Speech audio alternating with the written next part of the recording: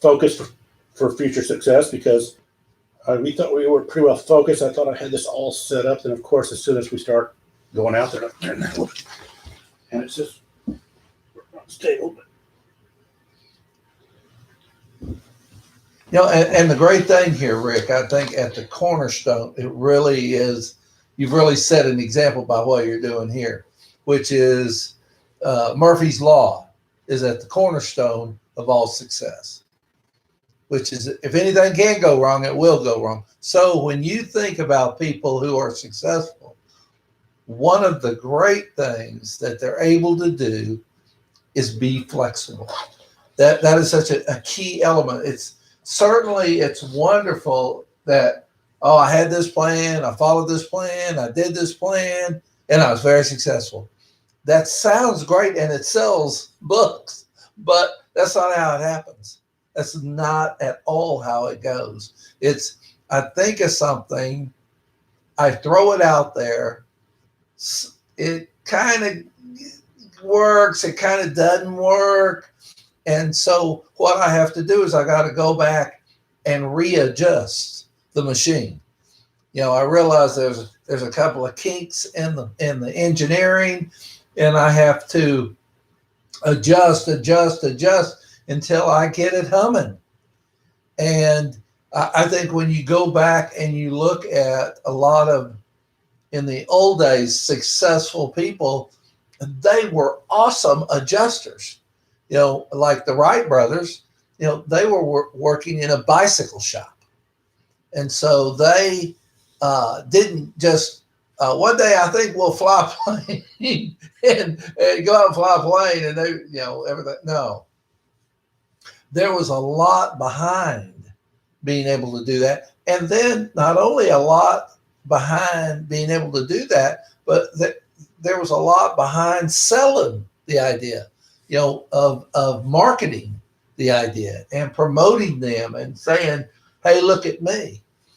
But people go out there and they think, if I've got a great idea, all I have to do is follow that idea.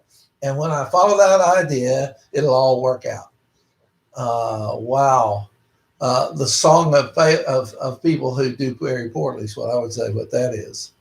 It's very hard. It is not an easy thing. And so one of the things we want to encourage our viewers to think about is, what does it take? What does it take to be successful? What does it take to be in the zone of where you've got an idea, you're following that idea, and in the long run, that idea is successful. And you presented today's topic about quite a week ago, and I think it is a very timely one because we have come into a culture, I think, where they think multitasking is such a great skill set. Yet we know what the research has shown on multitasking and how not possible. Yeah. I love that. And then the idea that, are we able to maintain focus? There's been several sessions we've talked about in the world today. We have lost our ability to maintain focus. And how do we get that back? And where do we get the focus?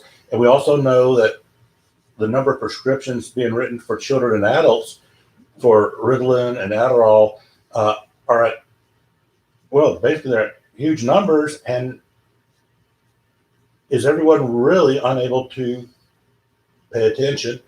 And so what's got us to this point? How are we here? And why are we down this world of not being able to, stay focused? And Rick, what I'm saying at the cornerstone is we've been sold a lie. Okay. It's a lie that this ultra focus, this multitasking being, they can do lots of things, they can stay dead on for years, who can keep on keeping on, pulling themselves up by the bootstraps.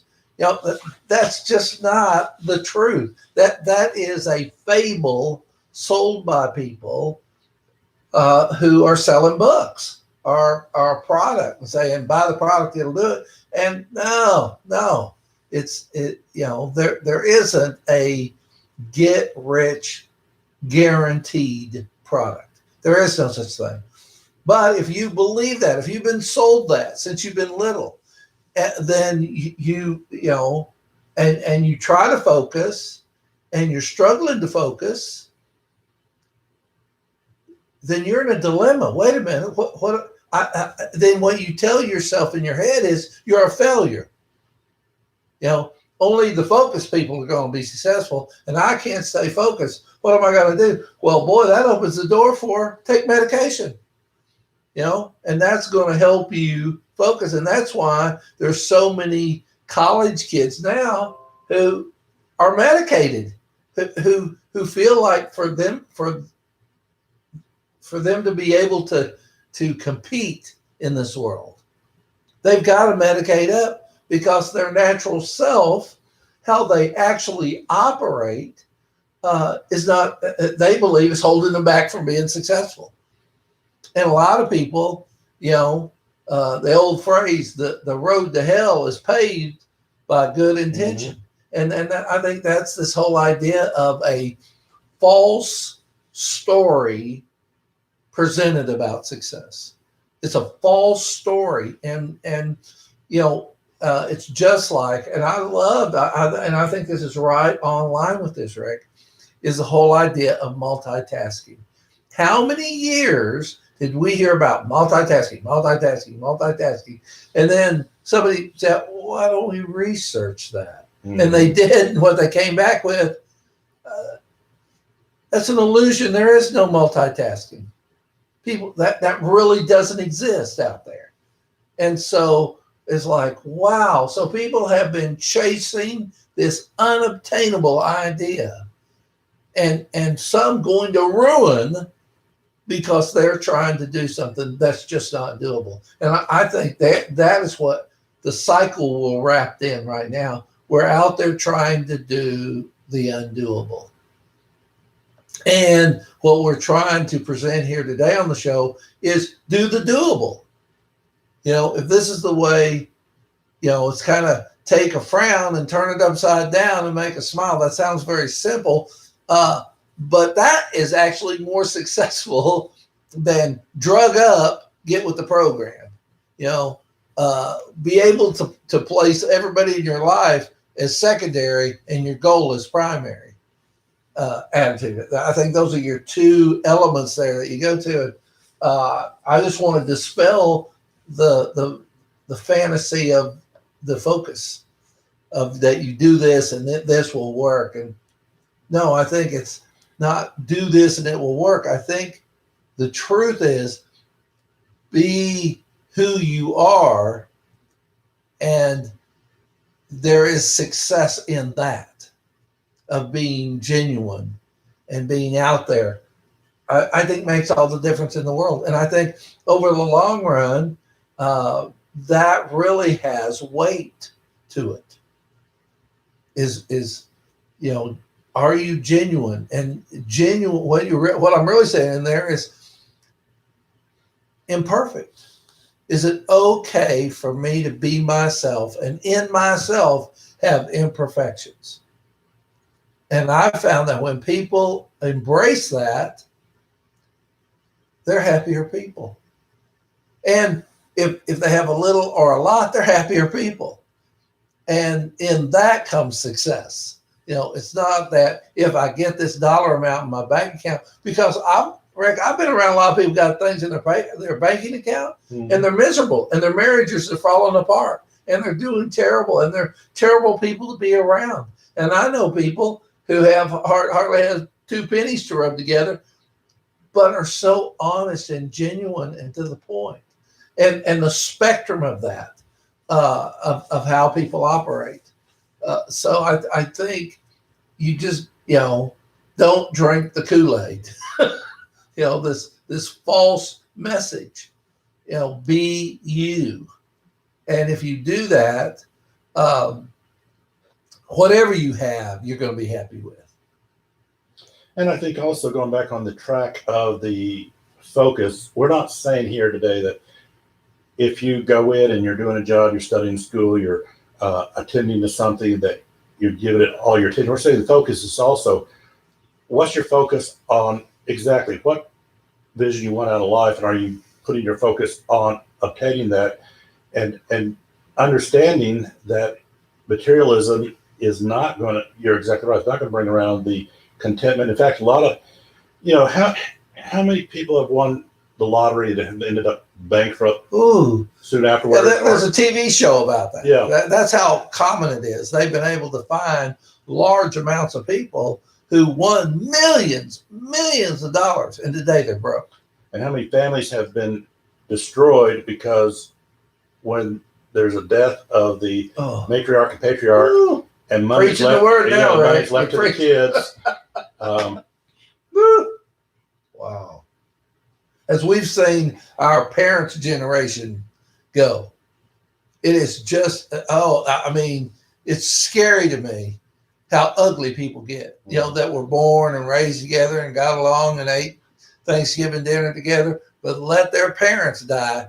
And buddy, it is all over but the crime then. Because people get ugly around inheritance. And this kind of amazed me. Aretha Franklin just recently died, left no will. Mm-hmm. I said, oh my goodness, boy. She just, put meat in the middle of the room and let the dogs have at it. That's scary. That's scary. And people who then you have Michael Jackson's family, where he does leave a will, but God, how dysfunction. That money just magnifies weirdness.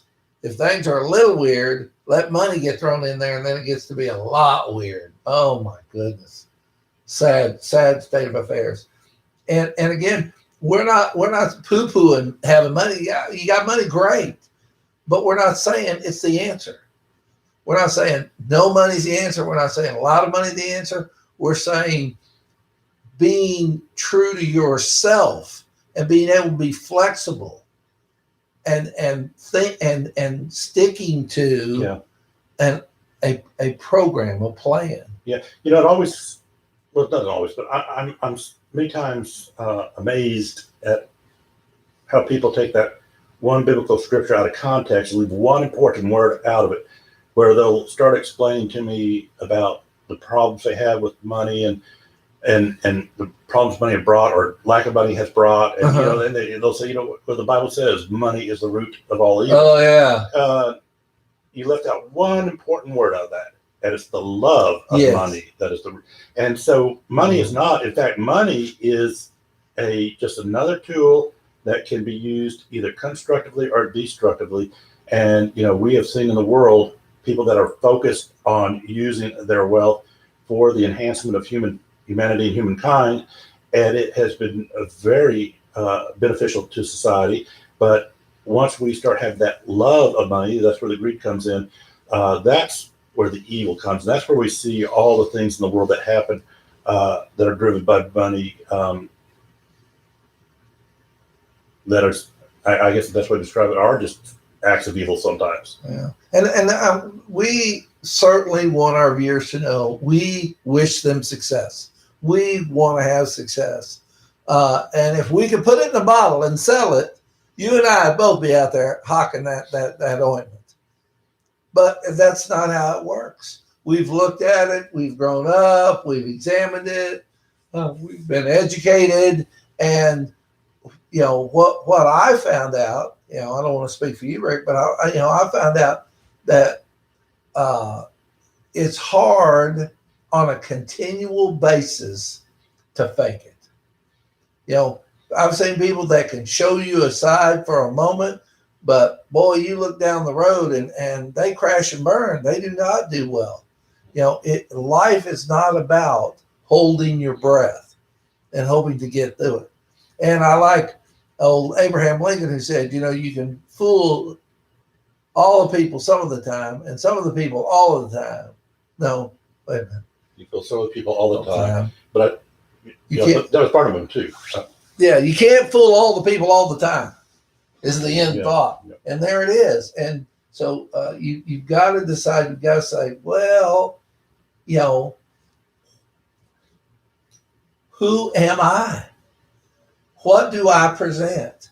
What can I do I find myself as I get older admiring marathon runners. Mm-hmm. And one of the things I heard about marathon runners is the good ones have an internal pace in their head, and they get to that internal pace, and they just stick with it for as many miles as it takes. They just keep on that pace is in their head, and I thought that has a lot to say about people and success. Is that people get into a pace. It's a pace that works for them and the people around them, and then they make it down the road farther with that. It's not unusual for people to do well in a 50-yard dash. Yeah, and I think about people who I went to school with, who they look like they were the dog. They did it.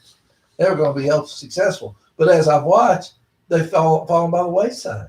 They've not been able to keep up that pace.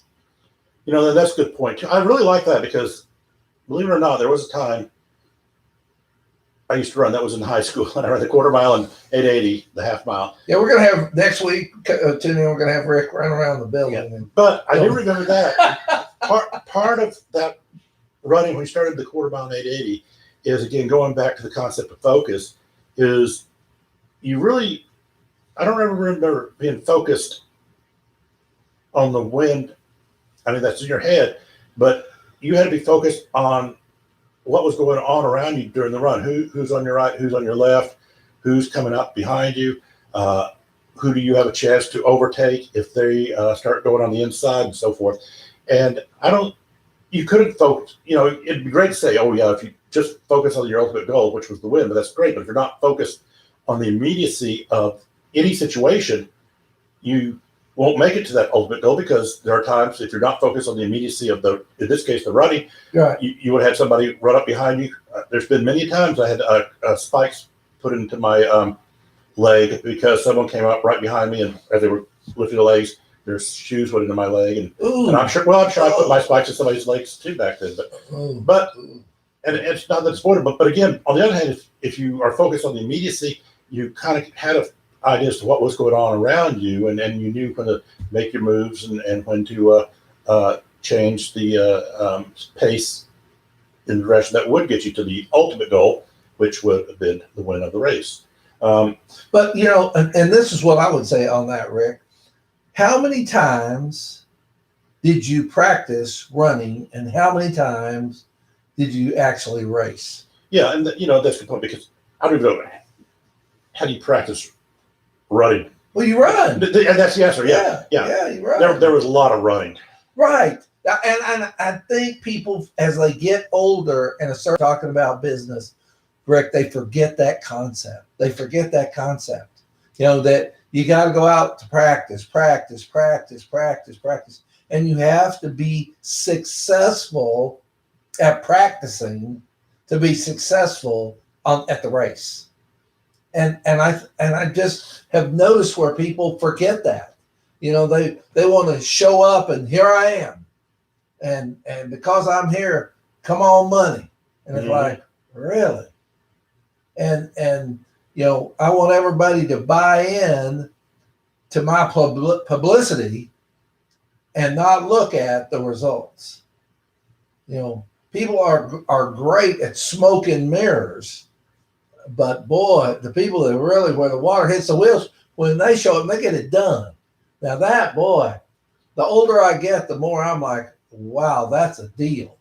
And that's a gift, and that's an ability. And it's not passive, it's active. Somebody's actively jumping in there and making it happen. And that is awesome. And I think that's at the core of what we're talking about today with focus for success. I think you got to focus on the practice and getting in there and doing it, and it's not only a willy-nilly practice, it's focused practice. It's doing well. And I love the stories about John Wooten, who did the successful basketball in California. And the first lesson he taught his players was how to put on socks. Huh? Wait a minute, what's that? Because one of the major injuries in basketball is foot injuries. And where do they come from? Improper sock wear. Wears a blister. Blister turns into something bigger. And the mightiest player in the world can't play with wounded feet. And he saw that. And so he made a point, this is what you need. And I was thinking the other day about, I believe it was Forrest Gump maybe, where the guy said, what's the most important thing being over here in the war? And he said, dry feet, keeping your feet dry. If you don't, you can't imagine the problems you're going to have. That relates, Rick, to me, to the focus of success. I got to focus on keeping my feet dry. If I want to. I got to focus on this. This is what I've got to focus on. And if I do that, then it does not guarantee that the money's going to flow in. It guarantees I can be satisfied with the product I put out there, the person I put out there, the thought I put out there. It's not willy-nilly. It's purposeful doings that make the difference, I've seen as I've grown up. Yeah, and focus, if we think those that remember the days of the 35 millimeter cameras we used to have before the advent of the smartphones and the cameras on those, is if you took a picture and you looked into the viewfinder, and if it was out of focus, you had to focus it to bring clarity to the picture. And so we think about that about life. Do we have clarity in our life in what we're doing? And if not, then just remember the word focus. How you need to know that's when you need to know you need to focus. When you say, if you are out there and life is just going by and it seems like it's not clear and there's not clarity, then let's start thinking about this idea of focus. And focus is just making, again, if you remember those 35 millimeter cameras, you didn't have to make much of adjustment to get clarity in there. It's just a minor adjustment. And I think in life, people sometimes when they get to this point say, oh, I'm going to do something. Okay, they're talking about focus. I'm going to go out there and start focusing, thinking that I have to make major changes in my life. But in fact, no, we're just make minor adjustments. Yeah, just a little bit is going to go a long way. Man, I love that. And another thing that makes me think of, Rick, is my wife is a painter. And she would paint stuff several months back. And I would say, man, that's some good stuff. And she said, well, I need to keep at it. I need to keep learning. I said, you learn it. You can paint now. She said, if I stick with it over time, I will improve because I'm focusing on improving. And she was right. 2 or 3 months later, I'm looking at what she draws. I'm going, wow, I thought the other stuff was good. That stuff was cruddy. This stuff's good. And we're not willing. And I think that's another key word into the focus of success. And that's the word investment, making an investment of time. And I get the idea of going to the people who want to go to the bank and take money out. They say, well, I got money, I'm going to get it. Well, it doesn't make any difference how much money they got. How much money did you put in? And you can take your money out, but you can't take other people's money out. And people struggle with that concept. They want to go in, and another thing is they said, you got to quit taking money out of the bank. We owe the bank all this money. And he said, how could we? I still have checks. Yeah. And they think if they got a check, they can write it, and they can get the money. And they never think, where's the money coming from? That's one of the things I look at when I look at people who have been successful. What have they done, and what do they continue to do to stay out there? And that then reminds me, I know I'm covered with, is I was watching Steve Harvey the other day on TV, and he was talking about paying the price. And the person he was talking about was Kim Kardashian. And he said, well, a lot of people are like, oh, Kim Kardashian, that's so easy. I can't believe it, whatever. And he said, I've never met somebody who invests so much and works so hard to keep that concept going. Say, we see this Kim Kardashian in the picture, but we don't realize, in her sweats and in her jammers, she's sitting on the computer, interacting with people, working people, pushing the idea on a continual basis over long hours. And Steve looked up and says, I don't know anybody who's willing to do that. But they were willing to do that. So it's not like they did well because they just were who they were. No, they did well because they humped it on a continual basis. And if they continue to do well, they're continuing to invest time, money, and energy for that product. Yeah, exactly. And we also want to understand that focus is also very relatable to our minds and how we think. And what I mean by that is, if you go through even the most basic readings about salesmanship, marketing, or attending seminars on salesmanship and marketing, that's probably sales is probably one of the most difficult jobs out there. Wow. But if you go out there and you make a call and they don't buy from you right away, and you go back and start focusing on, I'm a failure, I'll never be able to do this, instead of focusing, okay, what did I do right to get the call and be able to get it from, and then what am I going to do? Because again, we know that in sales, it's never done on the first try. It takes that focus of going back and using your mind and going, okay, when I went in there, I heard him say, and right before we got started, you were talking about a very important aspect of life, and especially in salesmanship. If you got to first find out what the problem is that you're selling to and then bring a solution to it. Right. If you go in there and say, buy this because it's the best, greatest, but I don't need that. What's a setup? Yeah, What's a setup? Yeah, I don't need that. But if you go in there and you hear them say, I'm struggling in this area of my business, and you have a solution to it, then you're going to make sales. So are you focusing on what is solving problems for yourself and others out there? And this is just in sales. I want you to take this to application of life, because people that are around you all the time, we're all struggling with something. And part of your power can be in the focus on the solutions.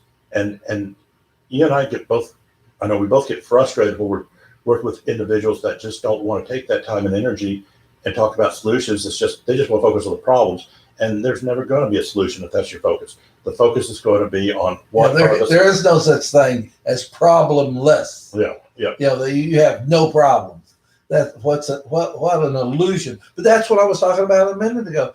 There's so many illusions that we're sold that say it's the truth, when in fact it's not. It's like the multitasking. If you could just multitask, and a lot of kids have become addicts and died trying to multitask, trying to focus chemically, only for it to kill them. But they were, in their mind, they were doing what they needed to do to get where they needed to go, and they didn't realize the risk involved in that. And I think few of them, if told the truth, would have done that. They'd say, well, I'll do this. And so that's a very important thing about this show today, is research the information. Go out and do what you need to do. Practice. And test. Don't settle for it. I think somebody said, practicing alone isn't it. It's perfect practicing. It's perfecting your practice and looking at that and working on that and adapting that for it to do what you want it to do. And if it doesn't do what you want it to do, the question, why are you doing it?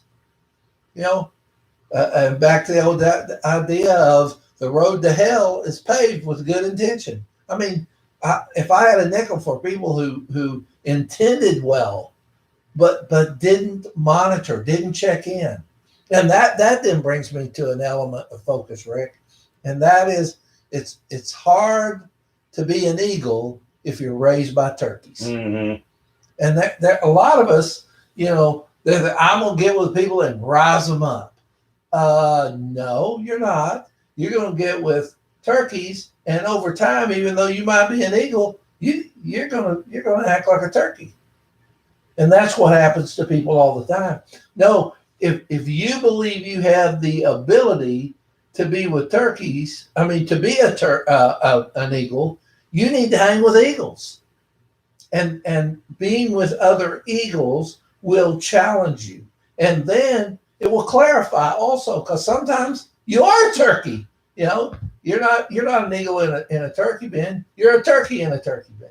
Okay. Well, that sounds ugly, but you're going to be better off if you own that. Yeah. Well, again, that's the concept of acceptance, and turkeys are turkeys, and eagles are eagles. But you're right.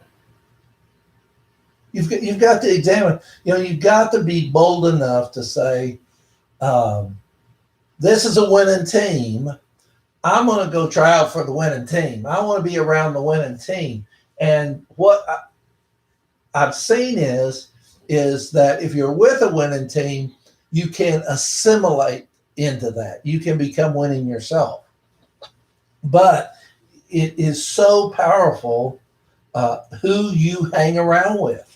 I mean, have you not seen that? Oh yeah, no, and I'm a big believer in it too, because again, any aspect of life to improve, you've got to go against those that are better than you. You know, sports, of course, makes sense. If you want to improve your tennis game, you have to go against better tennis players. Yeah. To improve your golf game, you'll get better golf games. But in life, it's the same thing. When I go into business, you got to be around better business people. Yes. Successful business people. If you want to be better in a certain world of academia, you got to be around those people in that world of academia and be willing to basically absorb and learn from these people. You're right. You're not going to be a master business person if you're, hanging around on the street corner with your buddies. You got to be out there and taking business courses and getting a job somewhere in business and have somebody mentor you. Mentoring is a very powerful tool out there, and there's a lot of people in business that want to mentor younger people, but how many younger people are wanting to be mentored? That's the question, and hopefully there are. Wait a minute. We need to say here, Rick, there's a big difference between mentoring and coddling. Mm-hmm. There are lots of people out there that want to be coddled. Mm-hmm. Want somebody to take them on, help them out, give them a leg up, whatever, but not challenge them. See, that's where a mentor is someone who challenges a person, who asks and focuses on that person's stretching and betterment, which doesn't make a lot of people don't want. They say they want. They don't want that. No, I don't want. If this is what it takes, I don't want to do that. Yeah. And I can remember when I did that at points where I said, "Oh, if this is what it takes, no, count me out. I don't want a piece of that action." And the truth was, I didn't want it enough. I have found myself very much with the phrase counting the cost. What is the cost? Everything you do, success is not free. Failure is not free. Everything you do is not free. There's a cost to everything you do. There's a cost to who you marry. There's a cost to where you live. There's a cost to what you drive. There's a cost to everything. And examining that cost is one of the great focuses of success. This is what I got to do. This is what I'm going to do. This is how I'm doing it. This is how I'm monitoring it. And I do that on a consistent basis. Wow, I think people are going to get there. But most of the time, what they do is like here, we're sitting in Greenville, South Carolina, and they say, I want to go to Atlanta, Georgia. And they jump in the car and they start driving. No map, no Siri, no nothing. I'm eventually going to get to Atlanta. And my thinking is, what do you think that person's chances are of going to Atlanta? Very slim. Very slim. But if I give somebody, I say, here's a map. Mm-hmm. Here's, stay on this, you follow this, you do this. You're going to get there. And most of the people do that. But I can remember one time when I drove from Oklahoma to the beach in Texas through Dallas. Oh my goodness. I was going along and I was young and I was, oh, there's no problem. I'll get through. Boy, let me tell you, I didn't think I'd ever get out of Dallas. I took the wrong turn and I ended up in the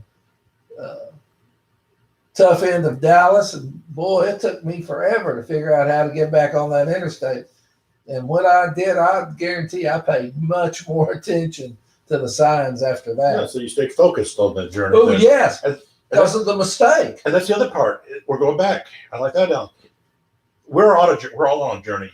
It's called life. And again, when you lose focus, you can get lost and get to the rough part of towns.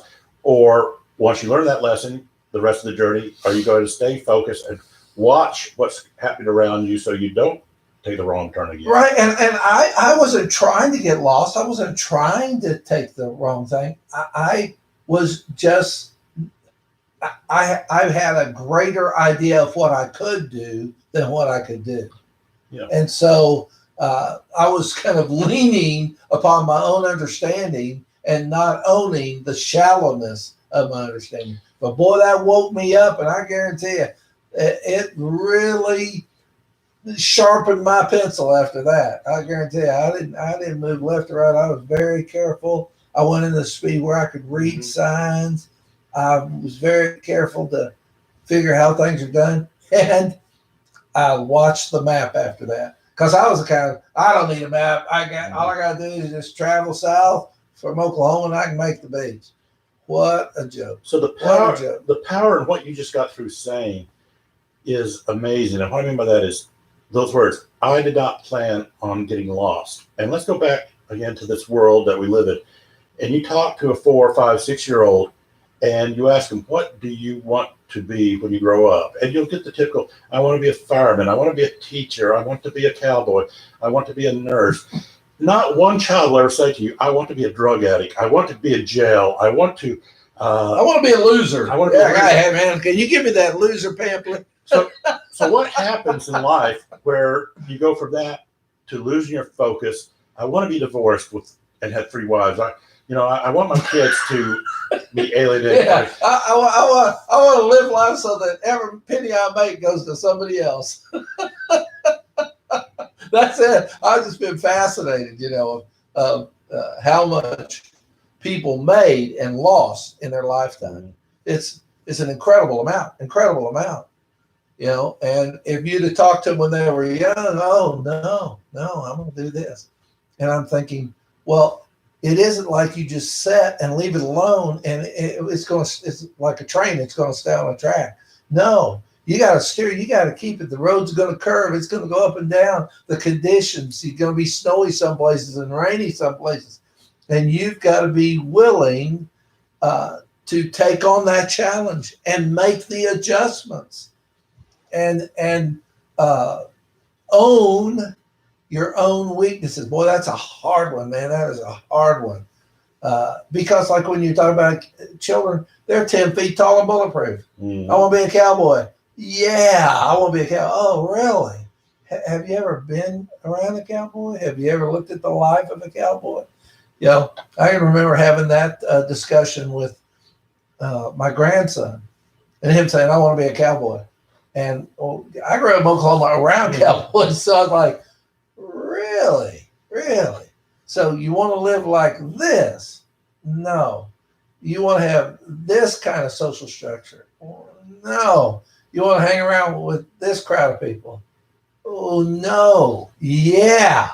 I mean, that is a heck of a dedication and flexibility and adjustment just to do that. And here's the other side of probably what we're talking about here too, Rick, is what do I have to do to be a failure? Mm-hmm. Nothing. Put the car on coast. And I that reminds me of a story I heard one time, and they said it's a true story. I don't, how that goes, but they said the highway patrol called this car dealership, down in Texas and said, "Did you just sell this guy a brand new custom van?" And they said, we did. Well, we just found him in the medium and the car's all torn up and he's all disoriented. And he said he had just recently bought this. He said, yeah, just a couple of hours ago he bought it. And so the guy calmed down and was driving and he's going to be okay. And so they asked him what happened. And he said, he was from a Middle Eastern country and he was over here learning how to fly jets. And so he's a very smart, very academic guy. He said, well, I got in this van and I started to drive it. And so I put the van on autopilot and went to the back to go to sleep. Said, there you go, buddy. But that, Rick, represents so many people's lives. They put their life on autopilot and go to the back to go to sleep, thinking they're safe. Whoo-wee. Wow. I mean, it's just a matter of time. Can you imagine that car hitting with the cruise control on 55, hitting the medium? Yeah. Lucky that guy's alive. And that's the way it is in life. You know, people didn't just up and snap their fingers and become drug addicts. People didn't snap their fingers and become alcoholics. In every situation I've ever seen, Rick, it's a process. They didn't just wake up one day and they got a problem. Oh, no. It was this and this and this. There were all these forks in the road. And one thing they were great at was consistently shooting themselves in the foot. Like, oh, no, you're not going to do that. And they had people in their life saying, don't do that, don't do that, don't do that. And that's what happens to people. They get into a bad cycle, a bad habit, and they're not willing, to gut up and make the right decision. Is it? And here's something we're talking about here too. Is it easy and nice, and is everybody going to be happy if you make the right decisions? No. Sometimes you're going to lose jobs. Sometimes you're going to lose family. Sometimes you're going to lose where you live by making the right. Wait a minute, Roger. If I make the right decision, there's going to be a negative side to it. Sometimes, yeah. It's not like you're going to please everybody getting better. And I've seen people say, I care about that person, and watch them go all the way to the grave. And say, well, we try, we can't. No. You allowed them to continue to make improper decisions. And that's a piece of this too. You need to examine what you're contributing to. What am I giving to? What am I giving my time, my money, my energy to? And that will tell you a lot about where people are going to end up.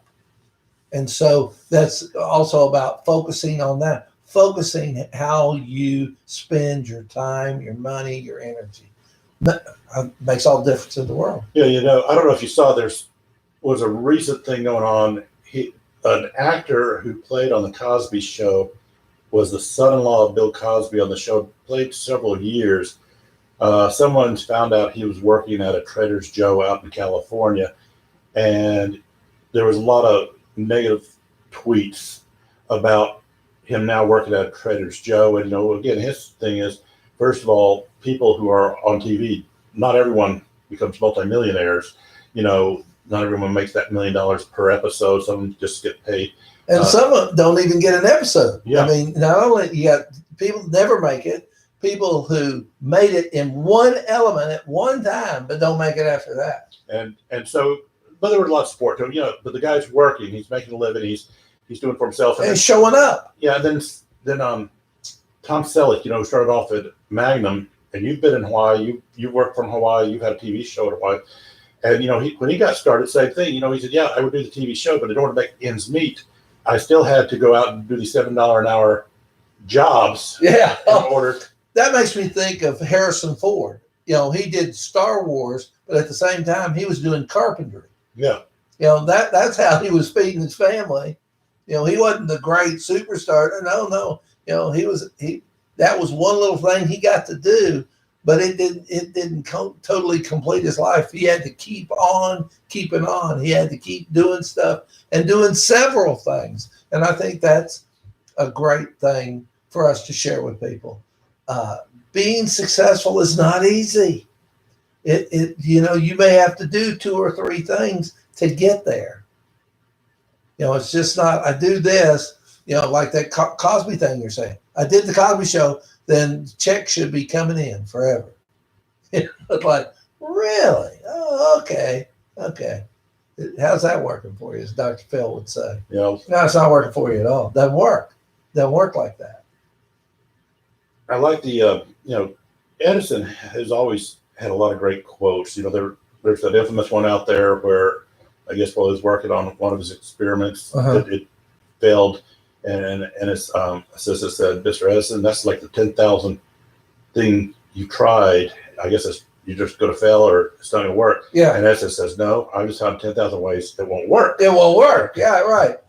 And that is a focus story. That is a focus story, that I'm going to keep on. I'm going to keep on, and he redefined it as a path to success. And that shows wisdom. And sometimes it's smart to let go. Other times it's foolish to let go. You have to be able to examine that. And yet, again, now we're back to your teammates. Who do you have around you? Who's your support system? Are they about you being successful? Or one of the things I learned, because we didn't either. I grew up on the beach. But do you know if you put one crab in a bucket, you have to put a top on it, or that crab's going to crawl out. But if you put many crabs in a bucket, you don't ever have to put the top on it. And the reason is when one starts trying to get out, the others pull it back in the bucket. And many of us are living crabs, are human crabs in a bucket. We're trying to do something, and we surround ourselves with people who are jealous and spiteful and needy. And, I'm going to take them with me. No, you're not. I'm gonna achieve above them. No, you're not. That's not going to happen. They're gonna be crabs in a bucket. About the time you get somewhere, they're going to pull you down. And then we go back to the phrase, misery loves company. Miserable birds hang with miserable birds. That's an important concept for people to grab. You need to, if you want to go someplace, look at the people around you. If you want to be a professor, hang with other professors. Hang with people who hire professors. Hang with people who run schools. Then the chances of you being a professor very high. But if I never hang around with them, never talk to them, never go to administrators, never go to school, and I write a resume and says I really want to teach, well, that baby's going to go into file 13 in a New York second. That's just the way it works. Sadly, that's how life works out there. You've got to be around the right people. You've got to have people that are willing to go out and, like you did when you did track, run them. How exciting was it running around a track? Boy, that was some tedious moments. I was thinking in my man when you said, "Oh man, gosh!" And thank God I didn't run along, around very much, because man, all it would have taken was one person spiking me in the back. Just the thought of that made my leg hurt. Like, oh, how did you do that? But I know lots of people who did that, got into that, do that today. They'll go out, and just the other day I was in Greenville, over Memorial Day, and I look up, people riding bikes and running. And man, it must have been 100 degrees outside. Oh, it was hot. But they were out there. And it just didn't happen. They didn't just get out of bed and go, hey, it's time. No, they had to get up, put on the outfit, get on the bike or get their running shoes on. They had to go out. They had to get acclimated to the temperature, and they had to keep on keeping on. Whew. And I think, we have to look out for those crabs that are pulling us back in. Yes. I remember at 24, and you think you know everything at 24, and you don't know anything at 24. But I knew everything at 24. But one of the early life lessons I learned, I was working for a natural gas utility over in Florence, South Carolina, and had been with them not too long, and I got a promotion. And most people in the company were very nice about it. But there's this one lady who made it very clear, I've never seen anybody get promoted that quickly here before. And it wasn't like, that's great, you did something great. It came off of that tone, like she was ready to pull me back down. And then I knew right then that, well, I can kind of see why you haven't got any promotions, But more important, and jealousy is rampant. You would think people would celebrate your victories, mm-hmm. But there are many more people who are jealous and are crabs in a bucket. They just want to pull you down. That's how they invest their energy, And again, you need to look at yourself. Are you a crab? Are you a promoter of people around you? Do you encourage them or do you pull them back down?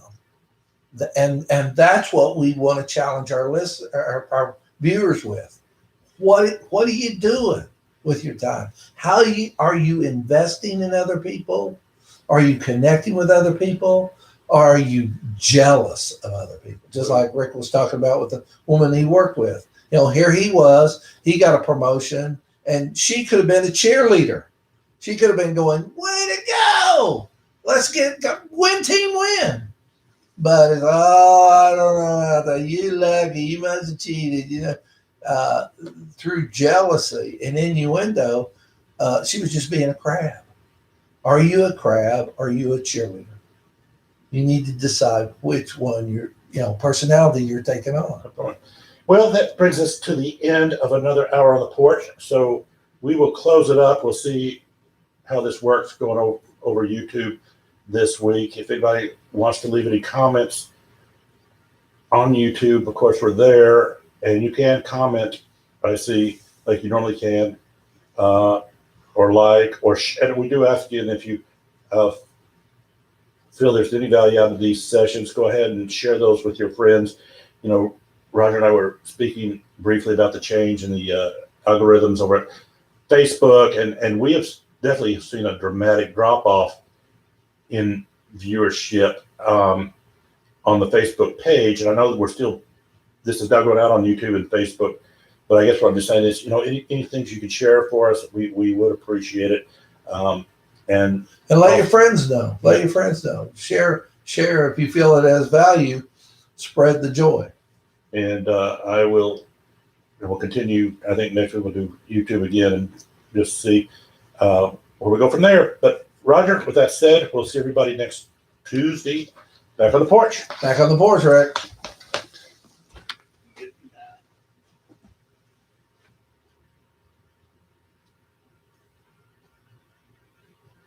Okay. Yes, I'm sure.